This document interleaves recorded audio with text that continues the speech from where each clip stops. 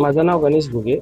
आज माझ्या भाचीला कल्याण डोंबिवली महानगरपालिका आपल्या शक्तिधाममध्ये इथे ॲडमिट केलं होतं. माझ्या भाचीला सीझर म्हणजे डिलिव्हरीसाठी. तर इथे या लोकांनी इमर्जन्सी म्हणून टिटवाळ्याला पाठवलं. टिटवाळा आपला केडिंगचं हॉस्पिटलच आहे, तर त्यांनी तिकडे पाठवलं.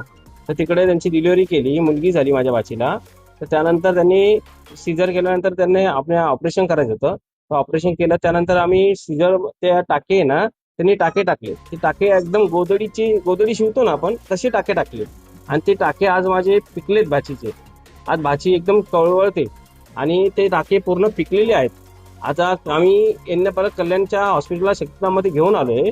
तर ते शक्तिधामचे डॉक्टर बोलतात की त्या लोकांनी खूप चुकीच्या पद्धतीने टाके टाकलेत. आज माझ्या भाचीबरोबर झालंय, उद्या दुसऱ्या कोणाबरोबर नका असं व्हायला. आज ती किती कळवळते, पोटामध्ये एवढा पू झालाय तिच्या. त्याचा जिम्मेदारी कोण आहे? उद्या माझ्या भाचीला काय झालं तर त्याचा जिम्मेदारी कोण आहे ते सांगा मला. हा, याच्यावर कारवाई झालीच पाहिजे. आमची सगळ्यांची मागणी आहे, कारवाई झाली